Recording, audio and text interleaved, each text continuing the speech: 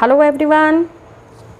Today I am coming and welcome in my class BrainX Education, and the class which is running about that company law.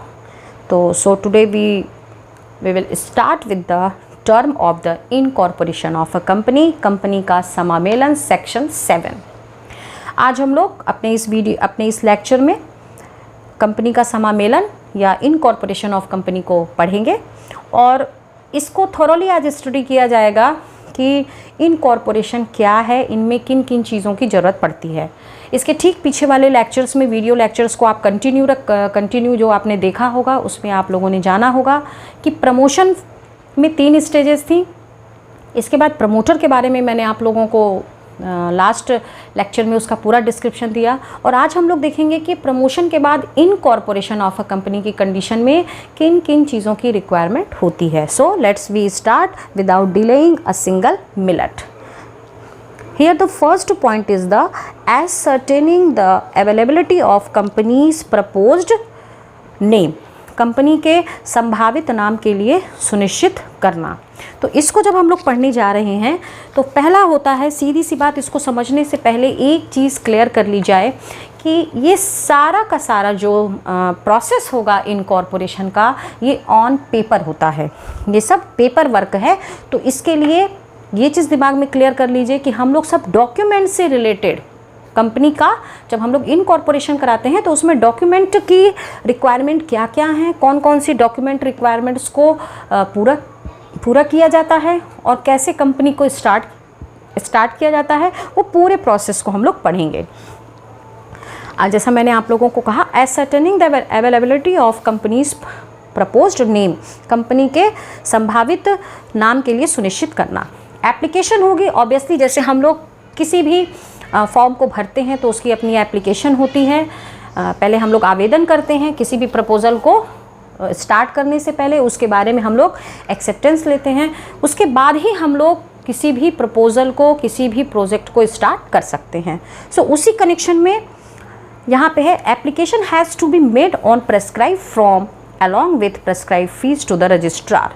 यहाँ पे हम लोग एक prescribe form पर वो सारी इंफॉर्मेशन जो कंपनी के नाम से रिलेटेड होगी उसको भरते हुए जो एक प्रेस्क्राइब फीस होगी, जो एक राशि लगती होगी, जो एक फ़ीस चार्ज की जाती होगी, उसको देते हुए उस एप्लीकेशन को सबमिट करते हैं हम लोग रजिस्ट्रार के पास।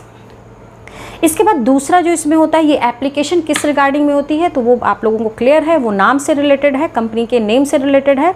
तो application for reservation of name, company के नाम को नाम के लिए हम लोग ये एप्लीकेशन देते हैं। दूसरी चीज़ यहाँ पर ये ध्यान में रखनी होगी कि कई बार ऐसा भी होता है कि नई कंपनी को स्टार्ट किया जा रहा है, लेकिन बहुत सारे केसेस में पुरानी ही कंपनी होती हैं और उसका हम लोग नाम चेंज करना चाहते हैं। पुरानी कंपनी का यदि हम नाम चेंज करना चाहते हैं तो भी हमें उसके लिए एप्लीकेशन फॉर्म को फिलअप करना होता है, उसके लिए हमको फ़ीस सबमिट करनी होती है।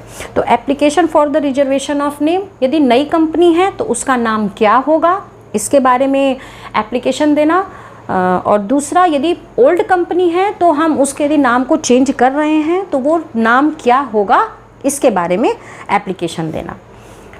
जैसे एक के पास यदि कोई नए प्रोजेक्ट को स्टार्ट कर रहा है और वो अपनी कंपनी का नाम रखना चाह रहा है AB प्राइवेट लिमिटेड, तो जब प्रेस्क्राइब फॉर्म भरेगा तो उसमें कंपनी के नाम की जगह पे लिखेगा AB प्राइवेट लिमिटेड।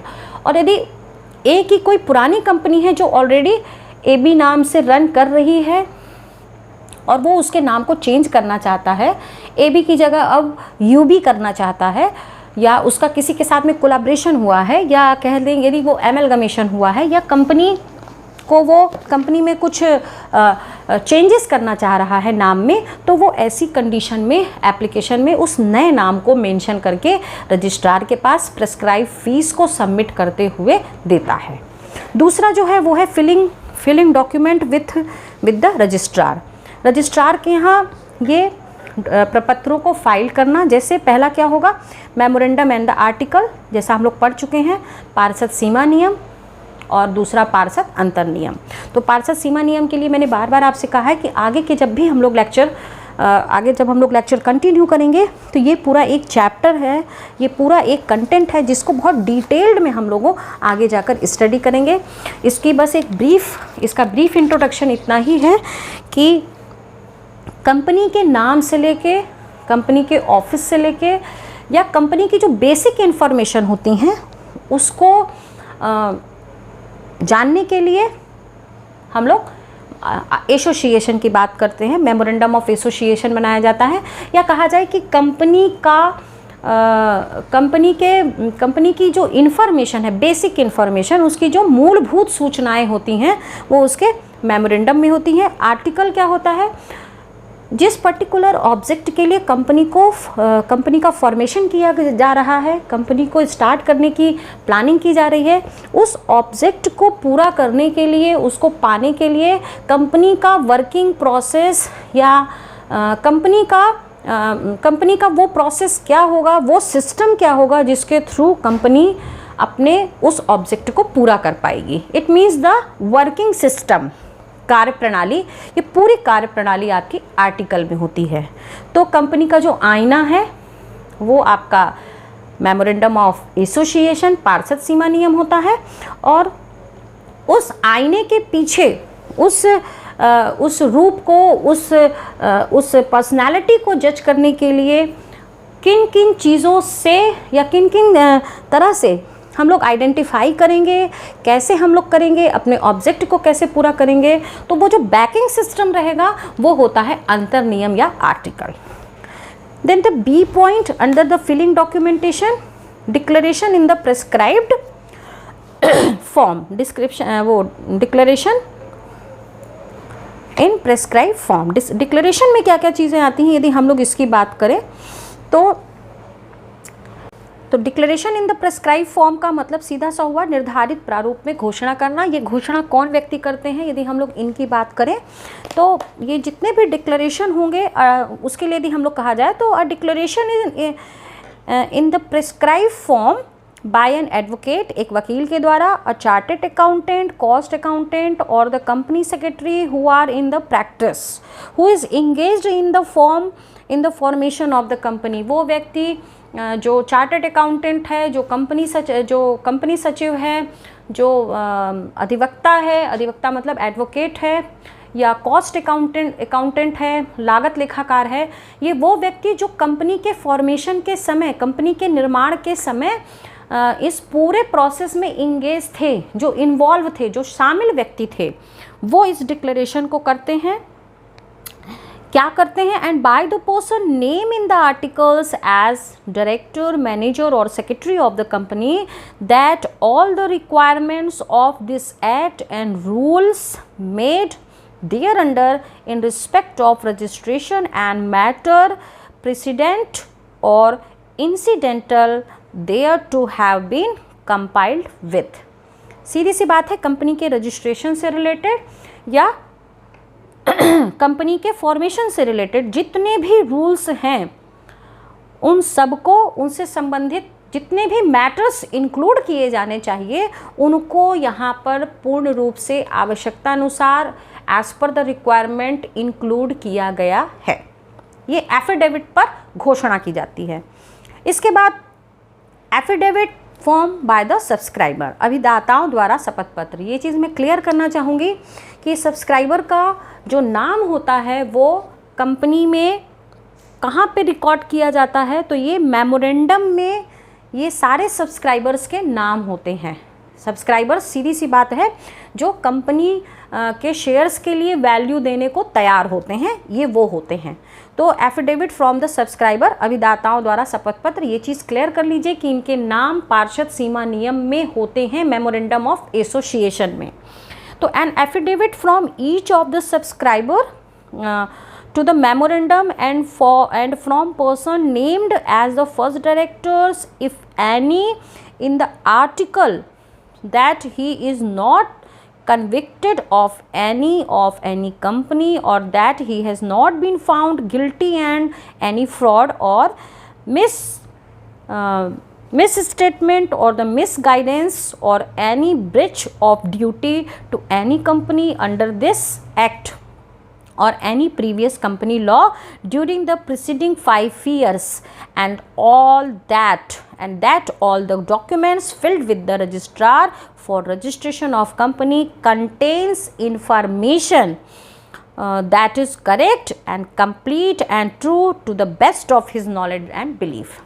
जिस तरह से हम लोग डिक्लेरेशन करते हैं, हम लोग किसी भी एफिडेविट पे लिखते हैं कि संबंधित सूचनाएं जो मेरे द्वारा दी गई हैं या संबंधित सूचनाएं जो इस व्यक्ति के द्वारा दी गई हैं वो पूर्ण रूप से सत्य हैं, और यदि असत्य होंगी तो इसकी पूर्ण जिम्मेदारी हमारी स्वयं की होगी।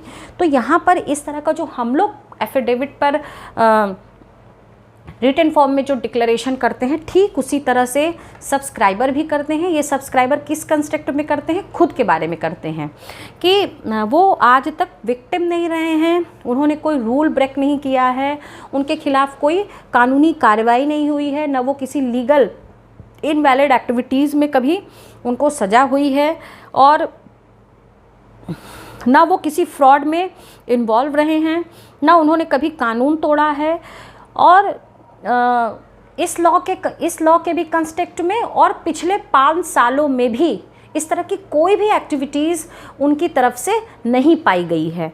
और साथ ही साथ में वो रजिस्ट्रार के सामने इस चीज़ को भी एफिडेविट में मेंशन करते हैं कि जो भी इंफॉर्मेशन कंपनी से रिलेटेड मेंशन की जा रही है, दी जा रही है, वो उनके नॉलेज में सही है और उस पर उनको पूरा विश्वास है। ये पूरी जो सूचना होती है या ये जो पूरा मटेरियल होता है ये एफिडेविट में लिखा होता है और इस पर सब्सक्राइबर इसको भर के रजिस्ट्रार के पास सबमिट करते हैं। Then next is the address of company. Address of company का सीधा सा मतलब होता है the address of the correspondence till its registered office is established. Address में कंपनी का नाम का कंपनी के करस्पॉन्डेंस के लिए, करस्पॉन्डेंस मतलब पत्राचार के लिए जो एक पता हो सकता है उसको मेंशन किया जाता है। और साथ ही साथ में ये पता तब तक के लिए होता है जब तक कंपनी का रजिस्टर्ड ऑफिस रेडी न हो जाए, कंपनी का पंजी कार्यालय पूरी तरह से बन न जाए। जब तक नहीं बना है तब तक करस्पॉन्डेंस के लिए, पत्राचार के लिए, लेटर्स भेजने के लिए, डॉक्यूमेंट्स या किसी भी तरह की डॉक्यूमेंट रिक्वायरमेंट्स के लिए इस करस्पॉन्डेंस एड्रेस का इस्तेमाल किया जाएगा। और जैसे ही रजिस्टर्ड ऑफिस रेडी हो जाता है, ये करस्पॉन्डेंस एड्रेस की जगह हम लोग रजिस्टर्ड ऑफिस का नाम डाल देते हैं। नेक्स्ट जो है ई पॉइंट, वो कौन सा डॉक्यूमेंट होगा? Particular of the names. किसके? सब्सक्राइबर। सब्सक्राइबर्स का फुल डिटेल यहाँ पे डाला जाता है। तो ये सब्सक्राइबर के बारे में मैं फिर से कहूँगी, ये इनका नाम मेमोरेंडम ऑफ एसोसिएशन में मेंशन होता है, MOA में। इनका फुल डिस्क्रिप्शन इसमें डिटेल डाला जाता है, पूरा विवरण होता है। इनका नाम, इनका पता, इनकी फैमिली बैकग्राउंड, इनकी पारिवारिक स्थिति, इनका सरनेम, और इसके साथ ही साथ में नेशनैलिटी क्या है, राष्ट्रीयता क्या है, ये सारी इन्फॉर्मेशन, इनका रेजिडेंशियल एड्रेस क्या है, इनका जो निवास स्थान है उसके बारे में, ये सारी जो सूचनाएं होती हैं वो पर्टिकुलर ऑफ द नेम्स में इंक्लूड की जाती हैं और इसको भर के रजिस्ट्रार के सामने प्रस्तुत किया जाता है। ये प्रेस्क्राइब परफॉर्मा में जो चीज़ें भरी जाती हैं ये हम लोग उसकी बात कर रहे हैं। जो F अगला पॉइंट है वो है particular of the first directors. जो प्रथम निदेशक होंगे, प्रथम निदेशक जो ऑलरेडी पार्षद सीमा नियम में जिनका नाम मेंशन नहीं होता है, ये अंतर नियम में होता है, आर्टिकल में होता है, एसोसिएशन ऑफ आर्टिकल। उसमें प्रथम निदेशक जो भी होंगे, फर्स्ट डायरेक्टर, जिनको प्रमोटर अपॉइंट करता है, जिनको प्रवर्तक नियुक्त करता है, उनका नाम, उनका सरनेम, उपनाम, उनका पता, रेजिडेंस उनका, उसके बाद नेशनैलिटी, इनकी राष्ट्रीयता क्या है, पहचान, इनका आइडेंटिफिकेशन, पूरे एविडेंस के साथ में, पूरे साक्ष्य के साथ में, प्रूफ के साथ में, वो यहाँ पर मेंशन किया जाता है। अगली जो हमारी कैटेगरी है वो है पर्टिकुलर ऑफ द इंटरेस्ट। हम लोग उसके ऊपर उस पर चलते हैं और उसकी बात करते हैं।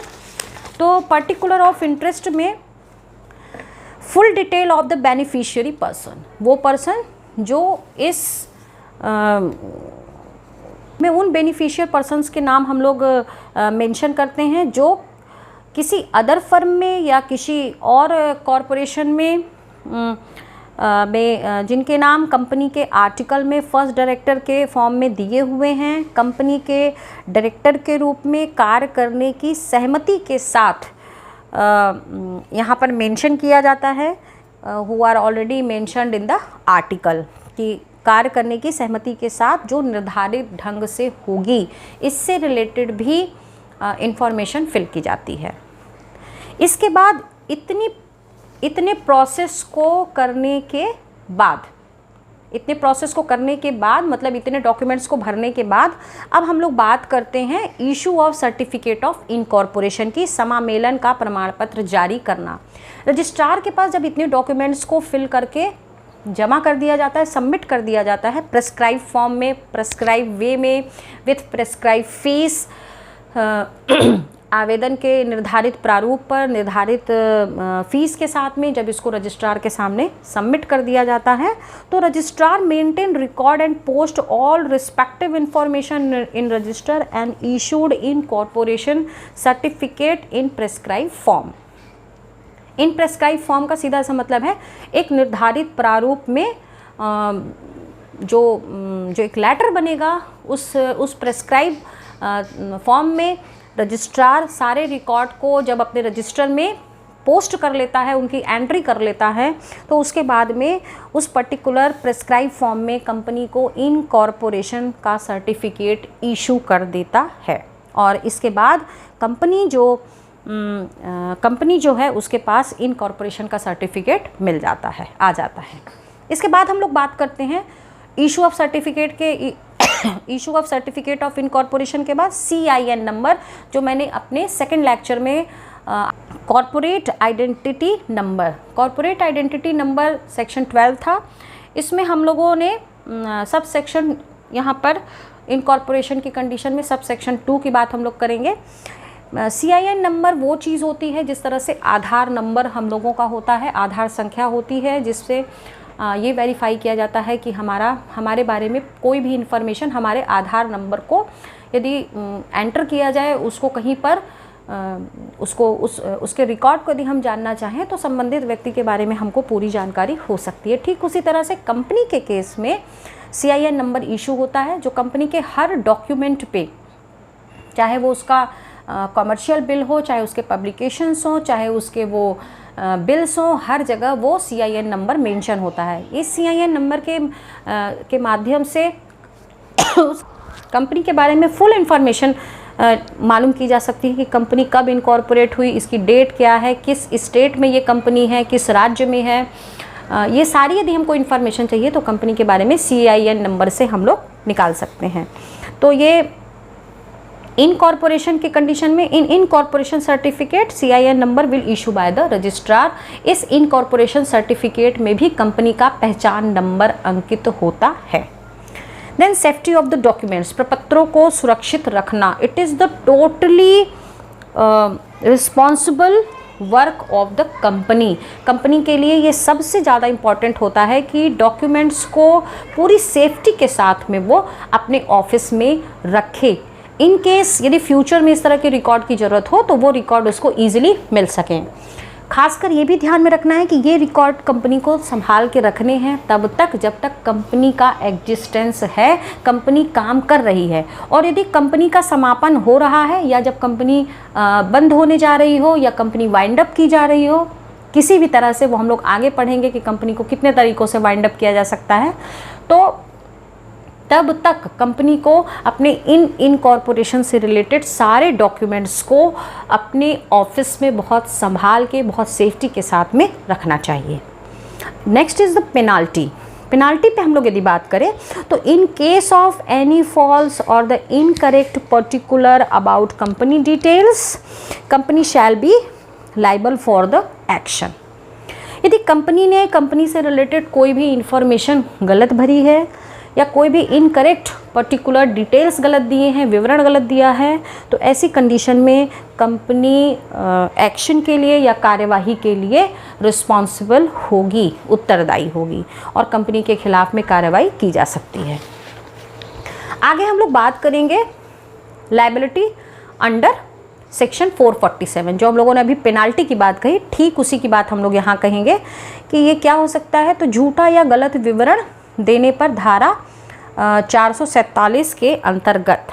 तो ये झूठा या गलत का सीधा सा मतलब है यदि फ्रॉड है, जो हम लोगों ने अभी पढ़ा, या मिस स्टेटमेंट है, यदि इस तरह की कोई भी चीज़ें हैं तो 447 में कंपनी के खिलाफ कार्यवाही की जा सकती है। और कंपनी में जो तथ्य छुपाए गए हैं, जो फैक्ट छुपाए गए हैं, जिनको हाइड रखा गया है, जिनको घोषणा पत्र में, जिनको यदि किसी भी तथ्य को छुपाया गया है या मिस स्टेटमेंट रहा है, तो ऐसी कंडीशन में कंपनी के खिलाफ कार्यवाही की जा सकती है। यदि कोई भी प्रपत्र ना हो, कोई डॉक्यूमेंट ना हो, या जो अनाउंसमेंट की गई है, डिक्लेरेशन किया गया है, उसमें सूचनाओं को गलत दिया गया हो, तो ऐसी कंडीशन में सेक्शन 447 के तहत दंड या पेनाल्टी की व्यवस्था है और ये पेनाल्टी लगाई जा सकती है। नेक्स्ट जो है वो आपका है certificate of incorporation. Certificate of incorporation में ये सारे प्रोसेस होने के बाद after registration registrar issued a certificate by putting signature and seal on certificate called incorporation certificate. इन सब के बाद कंपनी के नाम पर रजिस्ट्रार अपने सिग्नेचर, अपनी सील के साथ में एक लेटर इशू कर देता है। वो लेटर प्रेस्क्राइब फॉर्म में होता है, जो एक निर्धारित प्रारूप होना चाहिए, उस प्रारूप पे वो लेटर बनाकर कंपनी को दे दिया जाता है।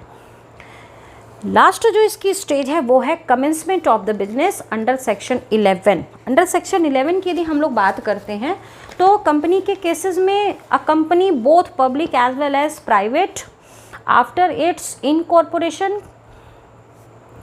Can not start business immediately. Public या फिर प्राइवेट कंपनी हो, दोनों की यदि बात करें तो इनकॉर्पोरेशन के तुरंत बाद ये अपने बिजनेस को स्टार्ट नहीं कर सकते हैं। They have to obtain one more certificate known as the certificate of commence business. Business को स्टार्ट करने के लिए, व्यवसाय को प्रारंभ करने के लिए इन्हें एक और सर्टिफिकेट लेना या एक और प्रमाण पत्र लेना जरूरी होता है, जिसे हम लोग कहते हैं कमेंसमेंट सर्टिफिकेट। तो commencement certificate is issued by the registrar of companies after the following conditions are compiled with. Registrar इस कमेंसमेंट सर्टिफिकेट को इशू करता है, लेकिन उसके पहले वो कुछ शर्तों को पूरा करने के बाद ही इस सर्टिफिकेट को इशू करता है, और उसकी अब हम लोग बात करेंगे। ये बिजनेस तब तक नहीं स्टार्ट कर सकती हैं कंपनियां। सबसे पहले फिलिंग ऑफ द डिक्लेरेशन, घोषणा पत्र को भरना। इसमें किन चीज़ों की बात हम लोग करेंगे? Every subscriber to the memorandum has paid the value of the shares agreed to be taken by him. इस बात को सुनिश्चित करना जरूरी होगा कि जो भी मेमोरेंडम में, मेमोरेंडम मतलब मेमोरेंडम ऑफ एसोसिएशन, सीमा नियम में जो सब्सक्राइबर अभिदाता होंगे उन्होंने वैल्यू ऑफ शेयर्स के लिए अमाउंट को पे किया है या नहीं। तो इनको पहले इसको भुगतान, इस बात के लिए इंश्योर होना चाहिए कि जो अंश हैं उनके मूल्य का भुगतान कर दिया गया है, तभी रजिस्ट्रार कमेंसमेंट सर्टिफिकेट इशू करता है। दूसरी जो कंडीशन रहेगी वो है filling of verification its registered office. Company ने अपने पंजीकृत कार्यालय के पते के अनुसार सत्यापन नहीं करा लिया है। जब तक कंपनी इस चीज़ को वेरीफाई न करा ले कि उसका रजिस्टर्ड ऑफिस रेडी है, उसका रजिस्टर्ड ऑफिस का नाम ये है, इसका फुल वेरिफिकेशन नहीं हो जाता है, तब तक कंपनी बिजनेस को स्टार्ट नहीं कर सकती है। नेक्स्ट जो है वो है इसमें पेनाल्टी। यदि हम पेनाल्टी की बात करें तो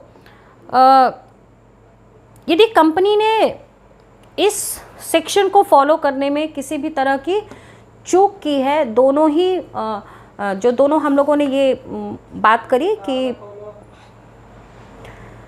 शेयर्स की वैल्यू पे कर दी गई है और दूसरा रजिस्टर्ड ऑफिस का वेरिफिकेशन हो चुका है, यदि ये दो पर्टिकुलर कंडीशंस पूरी की जा चुकी हैं, दोनों शर्तें पूरी कर दी गई हैं, या यदि इनमें किसी में चूक की गई है तो ऐसी कंडीशन में पेनाल्टी बनेगी और वो पेनाल्टी 5,000 रुपये तक हो सकती है।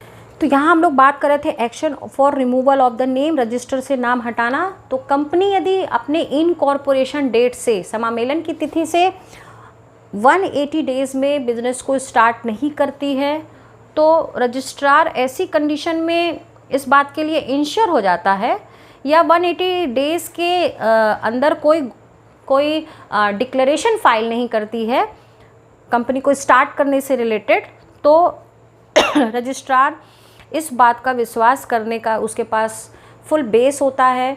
उस ग्राउंड पे कंपनी ये मान लेगी कि कंपनी कोई भी ट्रेडिंग नहीं कर रही है, कोई भी कमर्शियल पर्पस से, जिस कमर्शियल पर्पस से इस्टेब्लिश की गई उसको स्टार्ट नहीं कर रही है, और वो रजिस्ट्रार ऑफिस के रजिस्टर में से कंपनी के नाम को हटा सकती है, या इस बात के ऑर्डर दे सकती है कि ऐसी कंपनी को कंपनियां जहां पे ऑलरेडी रजिस्टर्ड हैं, मेंशन्ड हैं, वहां से उसके नाम को, उसके डिटेल को हटा दिया जाए।